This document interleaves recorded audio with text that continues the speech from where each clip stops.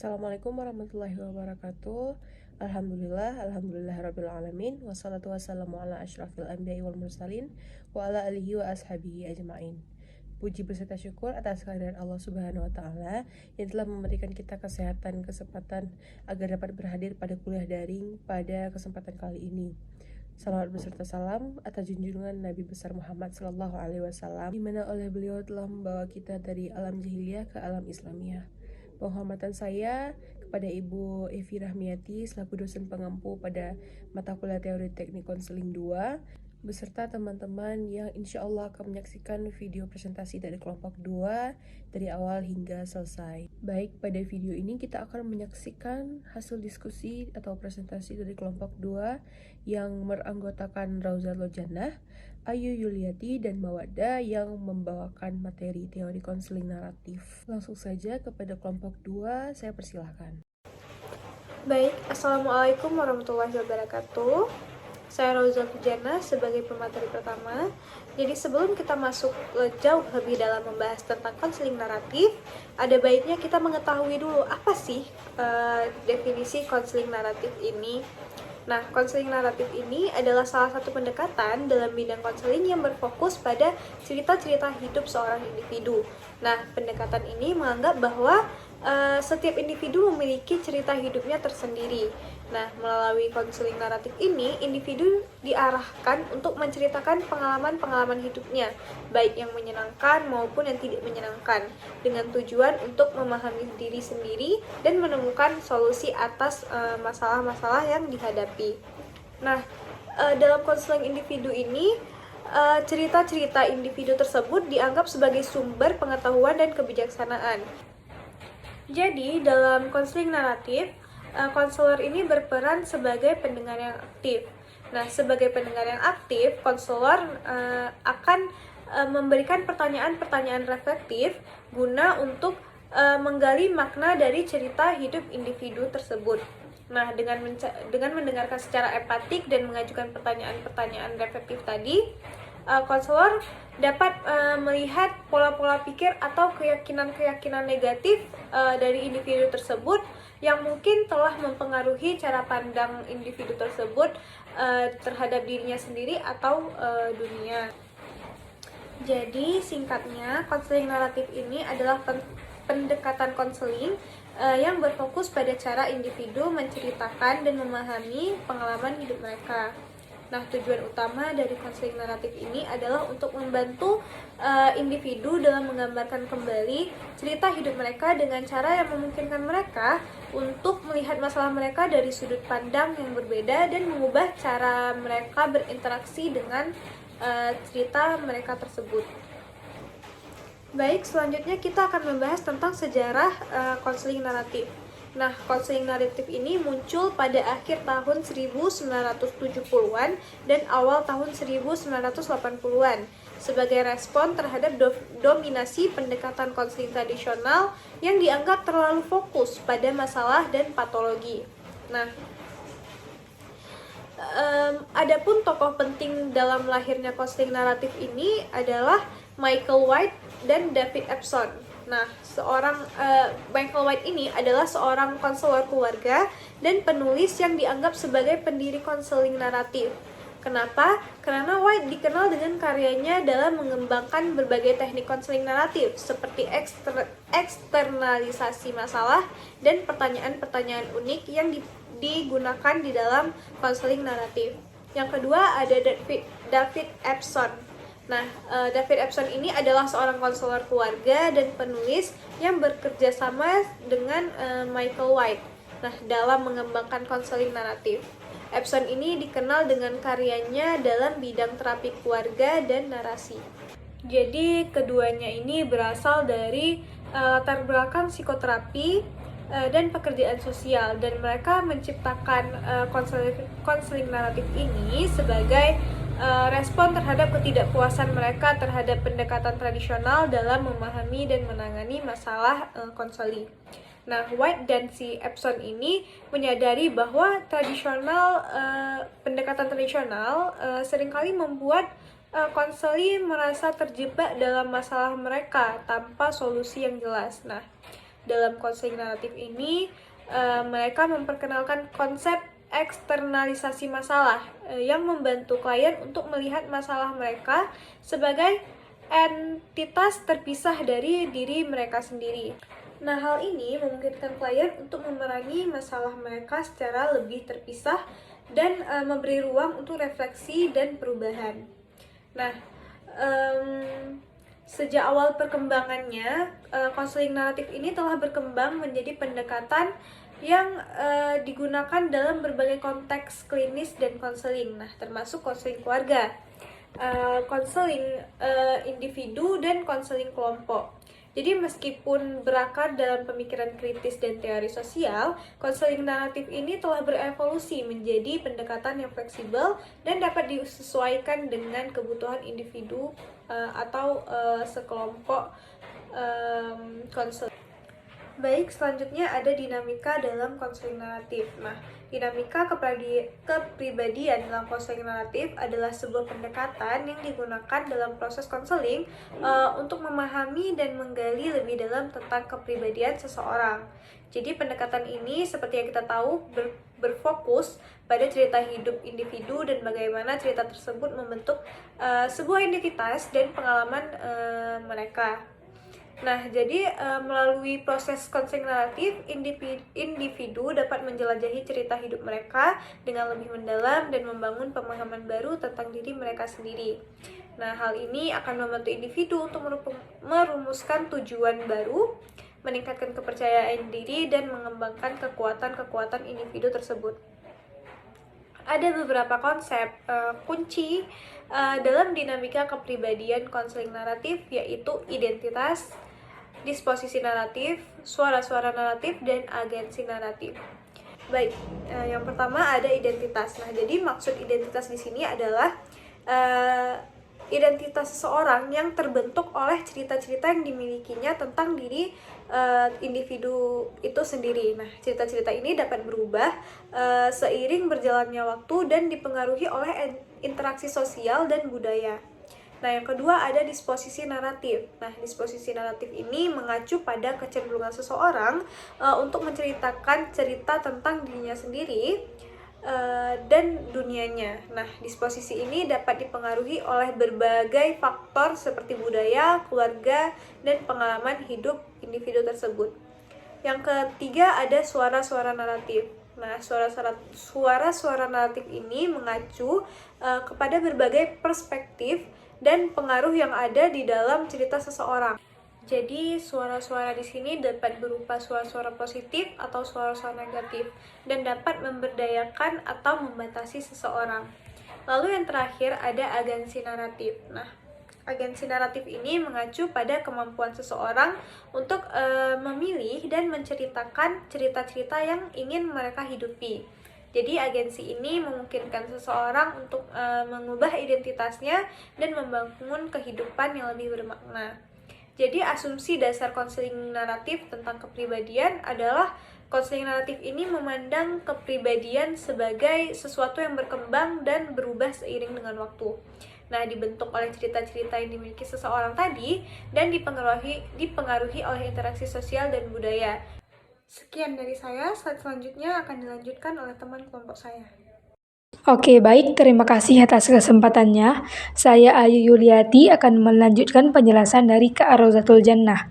Tadi Kak Rozatul Jannah sudah menjelaskan mengenai definisi, sejarah, dan konsep dinamika dalam konseling naratif. Nah, sekarang saya akan membahas mengenai fungsi dan peran konselor serta teknik yang digunakan dalam konseling naratif. Oke, baik, langsung saja. Yang pertama, saya akan membahas mengenai fungsi konselor dalam konseling naratif. Yang pertama, membantu konseli dalam menceritakan masalahnya. Nah, melalui menceritakan kisahnya ini, si konseli ini dapat menggali pemahaman yang lebih dalam tentang diri mereka sendiri. Mereka dapat melihat pola pikir ataupun kepercayaan yang mungkin menjadi hambatan dalam mencapai tujuan ataupun merasa bahagia gitu. Mencapai tujuan kebahagiaan si konseli ini gitu. Yang kedua, membantu konseli memahami dan menganalisis naratifnya.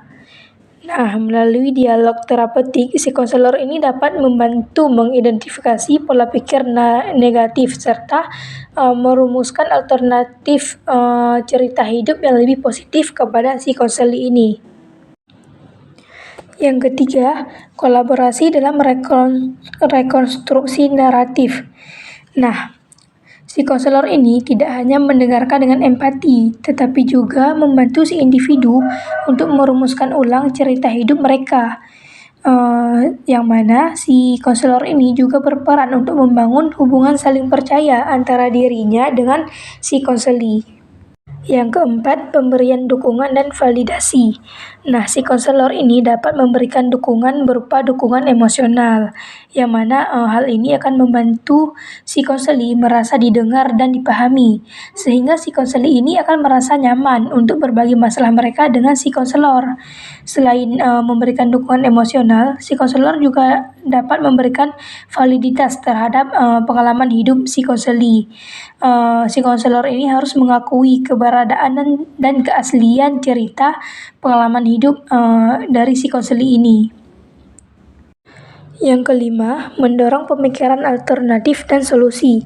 Si konselor ini dapat membantu individu untuk melihat masalah mereka dari sudut pandang yang berbeda-beda. Yang mana hal ini akan membuat si konseli mengembangkan kepercayaan diri dan menemukan kemampuannya untuk merumuskan problem solvingnya sendiri, sehingga si konseli ini dapat menghadapi tantangan hidup mereka dengan cara yang lebih efektif. Yang berikutnya, pendampingan dalam proses perubahan. Nah, fungsi konselor sebagai pendamping ini sangat penting dalam menuju perubahan dalam konseling naratif. Si konselor ini dapat memberikan dukungan emosional, fasilitas lingkungan yang aman, serta membantu si konseli dalam merubah narasi hidup negatif menjadi narasi yang lebih positif gitu. Konselor ini juga dapat membantu si individu ini untuk menghadapi perubahan dengan lebih baik dan mencapai pertumbuhan pribadi yang signifikan. Yang terakhir, advokasi dan pemberdayaan. Nah, sebagai advokat, si konselor ini berperan dalam melawan stigma sosial yang terkait dengan masalah mental dan emosional. Si konselor dapat memberikan pemahaman yang lebih baik tentang isu-isu yang ada di masyarakat. Selain itu, si konselor juga dapat berperan untuk memperjuangkan hak-hak si individu ini untuk mendapatkan akses layanan kesehatan mental yang lebih berkualitas. Nah, selain menjadi advokat, si konselor juga berfungsi sebagai pemberdaya.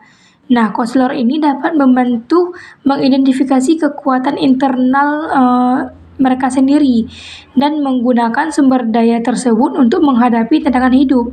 Si konselor dapat memberikan dukungan moral dan emosional kepada si konseli agar si konseli ini dapat merasa lebih percaya diri gitu dalam mengambil keputusan dan menghadapi masalah dalam kehidupan mereka sendiri. Nah, selanjutnya saya akan menjelaskan mengenai peran konselor dalam konseling naratif. Yang pertama ada mendengarkan aktif. Nah, dalam konseling naratif ini, si konseli ini dianggap sebagai sosok yang ahli dalam kehidupan mereka sendiri. Sehingga si konselor ini bertugas untuk mendengarkan dengan empati dan memahami pengalaman hidup si konseli tanpa menghakimi ataupun memberikan saran secara langsung gitu. Dengan menjadi pendengar yang aktif seperti ini, si konselor itu dapat membantu si konseli mengeksplorasi cerita hidup mereka sendiri, mengidentifikasi kekuatan dan sumber daya yang ada dalam diri mereka, serta merumuskan solusi-solusi yang sesuai gitu. Yang kedua sebagai fasilitator penceritaan. Nah, tadi kan si konselor kan sudah mendengarkan secara aktif gitu cerita-cerita dari si konseli. Nah, sebagai fasilitator penceritaan, si konselor harus menciptakan lingkungan yang aman dan mendukung nih untuk si konseli. Si konselor harus mendengarkan dengan empati dan tanpa penilaian, sehingga si konseli merasa didengar dan dihargai.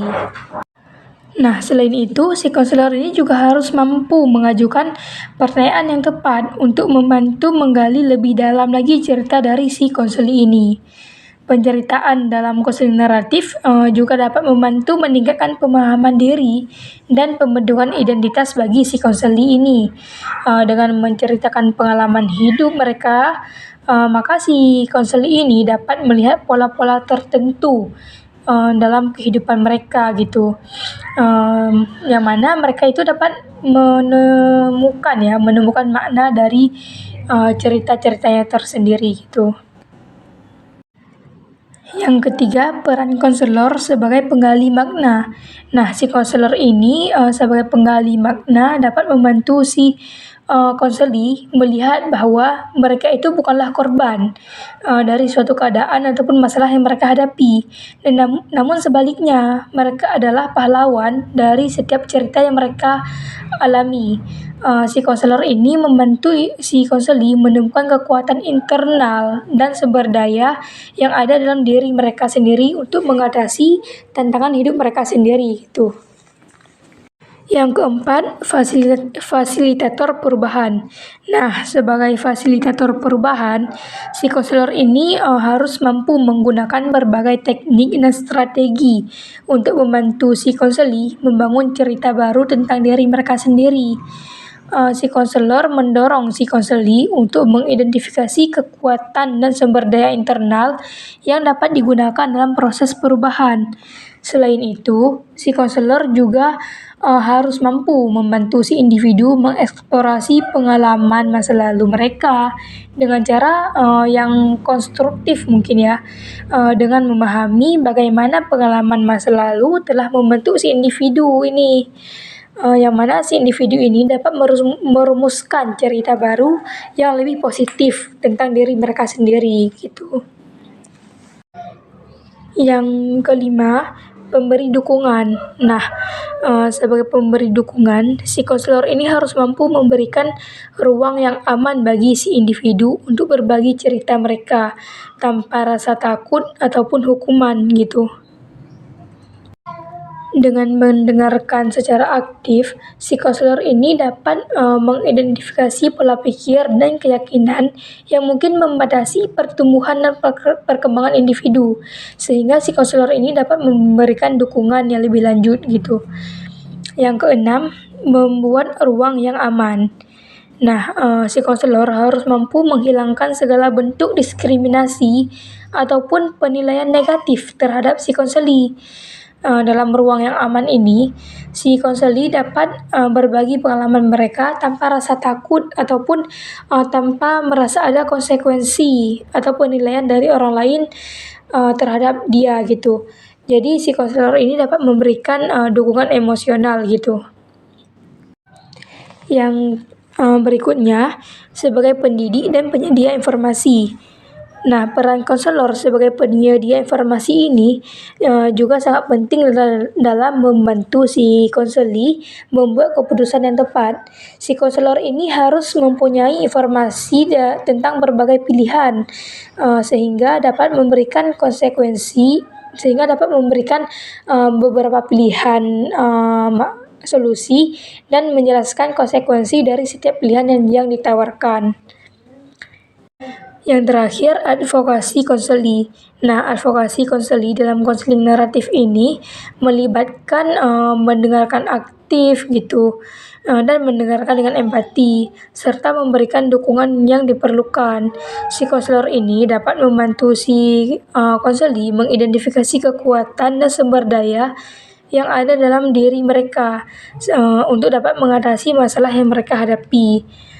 Si konselor juga dapat membantu si konseli mengeksplorasi alternatif solusi dan membangun harapan-harapan baru tentang masa depan mereka gitu. Berikutnya, saya akan menjelaskan mengenai teknik-teknik yang digunakan dalam konseling naratif. Yang pertama ada teknik eksternalisasi masalah. Nah, dalam teknik ini, masalah dianggap sebagai entitas terpisah dari si individu, sehingga memungkinkan si individu untuk melihatnya secara objektif dan mengambil langkah-langkah konkret untuk mengatasinya. Salah satu keuntungan dari teknik ini adalah bahwa si individu itu merasa lebih berdaya dan dalam menghadapi masalah mereka. Dengan memisahkan diri dari masalah-masalahnya, si individu ini dapat melihat bahwa mereka itu bukanlah identitas yang sepenuhnya yang ditentukan oleh masalah tersebut. Hal ini akan memberikan ruang untuk mengeksplorasi solusi alternatif dan menciptakan narasi baru tentang diri mereka sendiri. Yang kedua, pertanyaan-pertanyaan yang unik. Nah, dalam teknik pertanyaan-pertanyaan yang unik ini, si konselor menggunakan pertanyaan-pertanyaan yang tidak lazim atau tidak biasa untuk membangkitkan pemikiran baru dan sudut pandang yang berbeda. Pertanyaan-pertanyaan unik ini mendorong si individu untuk melihat masalah mereka dari perspektif yang berbeda, sehingga membuka peluang untuk solusi yang lebih kreatif. Misalnya dengan bertanya, jika masalah Anda adalah binatang, apa yang akan Anda pilih gitu. Jadi si individu ini dapat memvisualisasikan masalah mereka secara metaforis dan melihatnya dari sudut pandang yang baru. Yang ketiga, pemetaan naratif. Nah, dalam konseling naratif, pemetaan naratif ini dapat digunakan untuk membantu si individu mengidentifikasi pola pikir ataupun perilaku yang tidak sehat serta mencari solusi yang lebih baik lagi. Salah satu keuntungan utama dari teknik pemetaan naratif ini adalah untuk memberikan individu kesempatan untuk melihat cerita hidup mereka secara objektif. Dengan pemetaan cerita hidup mereka, si individu dapat melihat bagaimana pengalaman masa lalu telah membentuk diri mereka yang sekarang. Hal ini akan memungkinkan mereka untuk mengidentifikasi pola pikir ataupun keyakinan yang mungkin tidak lagi relevan ataupun bermanfaat bagi mereka. Yang keempat, mendokumentasikan cerita. Dalam proses konseling naratif ini, cerita dari si konseli dapat direkam dan didokumentasikan dengan tujuan untuk memperoleh pemahaman yang lebih baik tentang pengalaman mereka. Salah satu keuntungan dari teknik mendokumentasikan cerita ini adalah bahwa dokumentasi cerita memungkinkan si konselor dan konseli untuk melihat pola-pola tertentu yang mungkin tidak terlihat sebelumnya. Yang mana dengan melihat catatan ataupun rekaman cerita, konselor dapat mengidentifikasi tema-tema umum ataupun perubahan yang signifikan dalam pikiran dan perasaan si konseli. Hal ini dapat membantu dan merancang strategi intervensi yang lebih efektif lagi. Yang kelima, teknik reautering. Nah, teknik reautering ini dapat digunakan konselor untuk mengeksplorasi dan merefleksikan kembali cerita hidup si konseli dengan tujuan untuk mengidentifikasi kekuatan dan sumber daya yang mungkin telah terabaikan sebelumnya. Salah satu manfaat dari teknik reautering ini adalah untuk memberikan individu kontrol atas narasi hidup mereka. Ini penting karena seringkali kita terjebak dalam pola pikir negatif ataupun cerita tentang diri kita sendiri yang dapat mempengaruhi kesehatan mental dan emosional kita gitu. Dengan menggunakan teknik ini, si individu itu dapat merestrukturisasi kembali cerita hidup mereka dengan cara yang lebih positif dan memberdaya gitu. Sedangkan yang keenam adalah letter writing. Nah, dalam teknik ini, si individu itu diminta untuk menulis surat kepada diri mereka sendiri tentang mereka di masa depan yang berisi harapan, tujuan, dan aspirasi mereka sendiri. Teknik letter writing ini juga membantu individu mengungkapkan emosi yang sulit diungkapkan secara lisan. Menulis surat memberikan kesempatan kepada si individu untuk merenungkan pengalaman mereka dengan lebih mendalam dan memperoleh wawasan baru tentang diri mereka sendiri. Jadi kalau ada pesan yang tidak tersampaikan kepada diri mereka, mereka dapat menuliskannya dalam bentuk surat gitu. Yang ketujuh, therapeutic rituals. Sebagaimana yang kita tahu bahwa ritual itu merupakan bagian penting ya dari kehidupan manusia sejak zaman purba bahkan sampai sekarang. Dan ritual ini telah digunakan dalam berbagai budaya sebagai cara untuk penyembuhan dan pengubahan diri. Nah, dalam konteks konseling naratif, teknik rituals ini dapat melibatkan penciptaan ritual khusus yang dirancang untuk membantu individu memahami dan merespon pengalaman mereka dengan cara yang lebih bermakna gitu. Ritual ini dapat memberikan penggunaan simbol-simbol, gerakan-gerakan khusus, musik, atau bahkan objek-objek fisik lainnya. Salah satu manfaat utama dari teknik ini adalah untuk memberikan ruang bagi si individu untuk mengeksplorasi emosi mereka secara mendalam gitu. Yang kedelapan, collaborative inquiry. Nah, dalam teknik ini, si konselor dapat bekerja sama dengan si konseli untuk menjelajahi cerita hidup mereka, memahami pengalaman mereka, dan merumuskan solusi-solusi yang sesuai dengan yang diinginkan. Salah satu keunggulan dari teknik ini adalah bahwa memberikan ruang bagi si konseli untuk menjadi aktor utama dalam proses perubahan. Si konselor itu bertindak sebagai fasilitator yang membantu si konseli untuk menemukan kekuatan internal dan mengembangkan pemahaman yang lebih mendalam tentang diri si konseli. Selain itu, teknik dari collaborative inquiry ini juga mendorong kolaborasi antara si konselor dan si konseli. Ini berarti bahwa solusi tidak diimpor dari luar, tetapi dikembangkan bersama-sama melalui dialog terbuka dan saling mendengarkan antara si konselor dan si konseli. Yang kesembilan, deconstruction ataupun dekonstruksi. Nah, contoh dari teknik dekonstruksi ini dalam konseling naratif adalah dengan mengajukan pertanyaan yang reflektif kepada si individu. Pertanyaan-pertanyaan ini dirancang untuk merangsang pemikiran kritis tentang pengalaman hidup mereka dan mempertanyakan asumsi yang mendasarinya. Misalnya nih, seorang konselor dapat bertanya kepada si individu tentang apa yang membuat mereka yakin bahwa mereka tidak berharga ataupun tidak kompeten gitu. Yang ke-10 ataupun yang terakhir, postmodern narrative practice. Nah, contoh dari teknik postmodern narrative practice ini dapat ditemukan dalam berbagai aspek konseling naratif. Salah satunya seperti penggunaan metafora ataupun perumpamaan untuk membantu si individu memahami situasi mereka dengan cara yang lebih abstrak. Misalnya nih, seorang konselor itu dapat menggunakan metafora tentang pohon yang tumbuh dan berkembang untuk menggambarkan proses pertumbuhan pribadi si konseli ini. Sekian penjelasan dari saya. Selanjutnya akan dilanjutkan oleh rekan saya Mawaddah. Kepada Mawaddah kami persilahkan.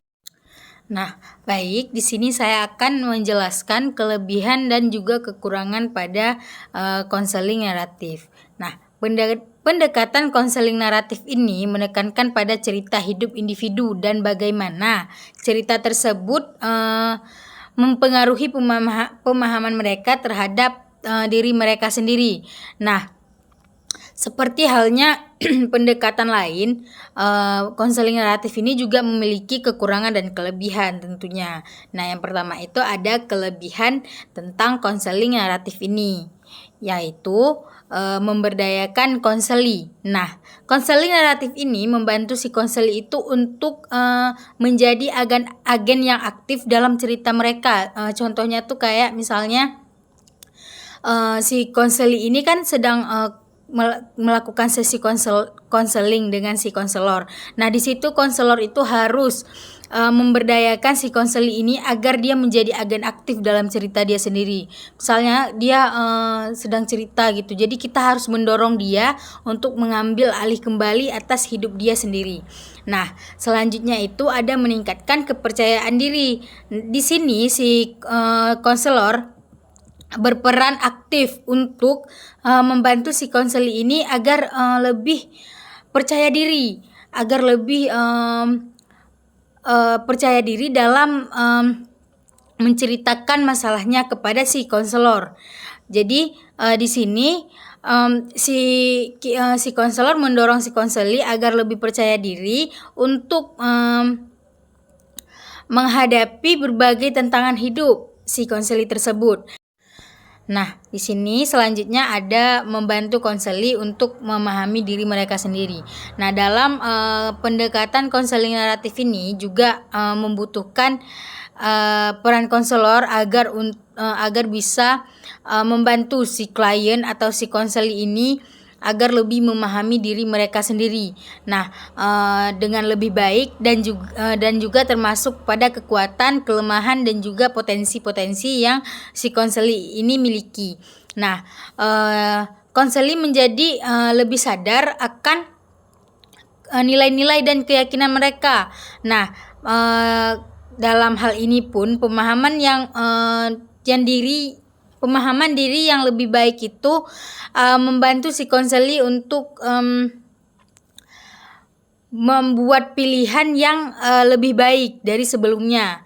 Nah, selanjutnya itu ada meningkatkan hubungan dengan orang lain. Nah, di sini dalam pendekatan konseling naratif juga si konselor membantu konseli untuk membangun hubungan dengan orang lain dengan lebih baik dan lebih terbuka agar nantinya si konseli ini merasa lebih mendapatkan aura positif dan juga lebih efektif.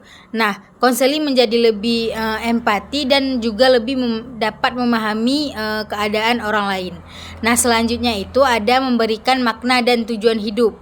Dalam konseling naratif ini, kita sebagai konselor itu membantu konseli untuk menemukan makna dan juga tujuan hidup mereka.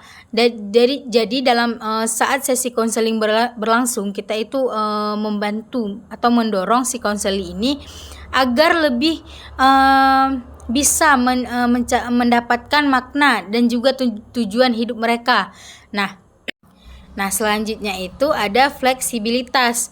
Nah, di fleksibilitas ini konseling naratif itu dapat diterapkan pada berbagai macam masalah.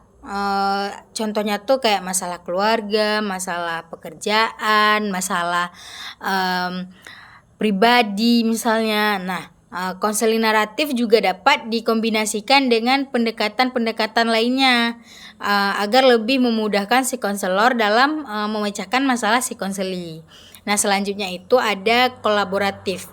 Nah, di kolaboratif ini konseling naratif itu melibatkan kerjasama antara si konselor dengan konseli agar lebih cepat agar lebih memudahkan si konselor ini dalam memecahkan masalah konseli, dan juga si konseli ini merasa dihargai dan didengarkan.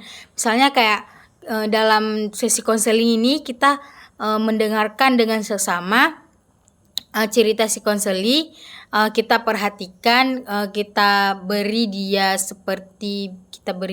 perhatian, jadi dia itu merasa seperti dia itu dihargai dan didengarkan oleh kita. Nah, selanjutnya kan kelebihan tadi sudah selesai saya coba jelaskan. Nah, selanjutnya saya akan coba menjelaskan tentang kekurangan dari konseling naratif ini. Nah, seperti pendekatan-pendekatan lainnya yaitu konseling naratif ini juga memiliki kelemahan. Nah, yang pertama itu ada membutuhkan waktu. Nah, dalam pendekatan konseling naratif ini kita membutuhkan waktu yang sangat amat lumayan banyak, karena di sini kita akan memecahkan masalah si konseli itu dengan lebih optimal agar si konseli ini merasa puas. Nah, selanjutnya itu kekurangannya ada keterampilan konselor. Nah, dari konseling naratif ini juga kita membutuhkan keterampilan konselor dalam dalam melakukan pendekatan, karena ada beberapa konseli itu kayak dia tuh susah terbuka dengan konselor karena dia belum merasa percaya diri, belum merasa percaya kepada si konselor karena takut nanti cerita dia itu bocor ke orang lain gitu. Nah, selanjutnya motivasi konseli.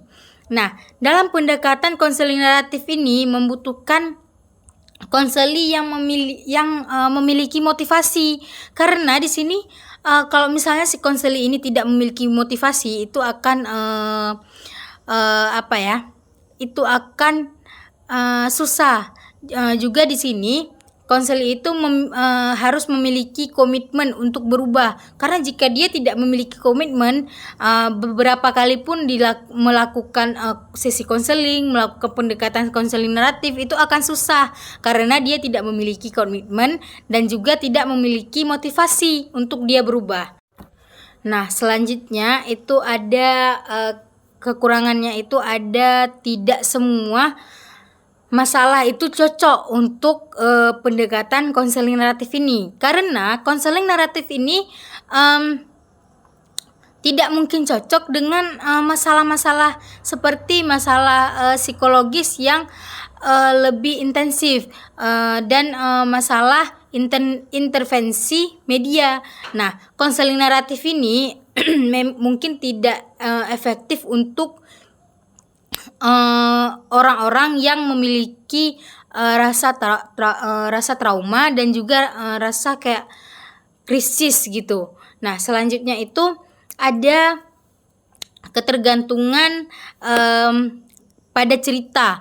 Nah, di sini dalam pendekatan konseling naratif ini dia tuh lebih memusatkan perhatiannya pada cerita konseli.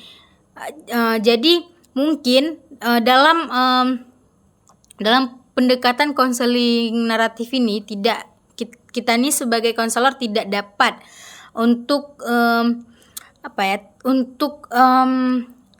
melihat hal-hal yang lebih detail karena kita fokus pada ceritanya. Jadi kita itu nggak dapat lihat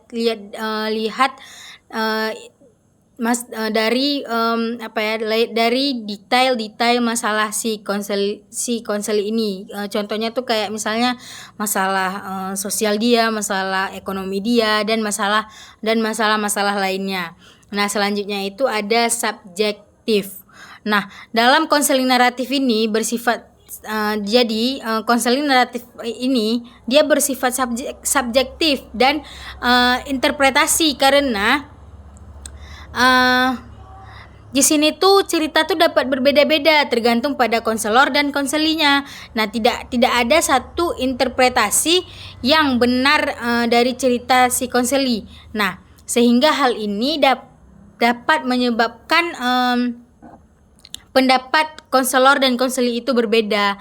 Jadi dia tuh kayak misalnya si konseli ini lagi cerita sama konselor. Nah, di sini itu jika si konselor menggunakan pendekatan konseling naratif, dia tuh nggak bisa untuk memberikan pendapat, karena pendapat dia dengan konseli ini berbeda. Nah, jadi konseling naratif ini adalah pendekatan yang bermanfaat untuk membantu si konseli agar mudah. Nah, jadi konseling naratif ini adalah pendekatan yang bermanfaat untuk membantu konseli dalam memecahkan masalah atau memudahkan si konseli ini membangun cerita-cerita baru yang lebih positif dan lebih memberdayakan si konseli.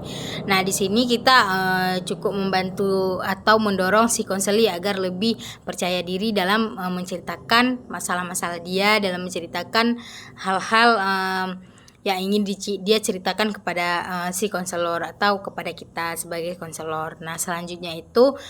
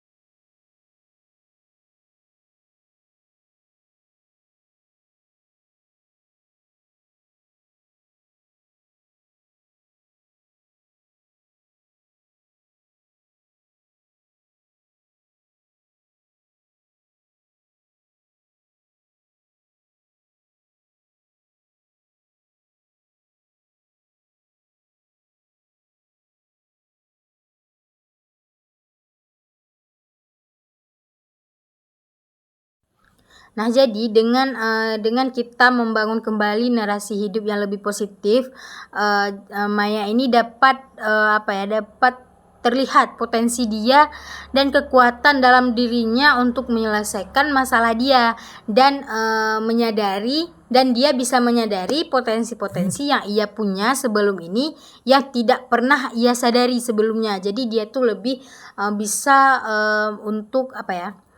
untuk memandang diri dia itu bahwa diri dia itu bisa, diri dia itu kuat, diri dia itu cekatan dalam segala-gala hal. Jadi dia itu tidak merasa tidak dihargai lagi, tidak merasa tidak didengarkan lagi oleh teman-temannya karena dia sudah sadar akan potensi dalam diri dia yang sebelumnya ia tidak sadar akan hal itu. Nah, terima kasih, hanya itu yang dapat saya sampaikan. Semoga teman-teman dapat memahami apa yang saya jelaskan tadi. Jika ada salah kata dan hal-hal yang membuat teman-teman tidak nyaman, saya mohon maaf. Selanjutnya saya alihkan ke moderator. Terima kasih. Baik, terima kasih kepada kelompok 2 yang telah memaparkan hasil diskusinya. Semoga ilmu yang kita dapatkan saat menonton video ini dapat bermanfaat bagi kehidupan kita sehari-hari maupun dalam perkuliahan. Saya Silva Safitri selaku moderator mengundurkan diri. Wabillahi taufiq wal hidayah. Wassalamualaikum warahmatullahi wabarakatuh.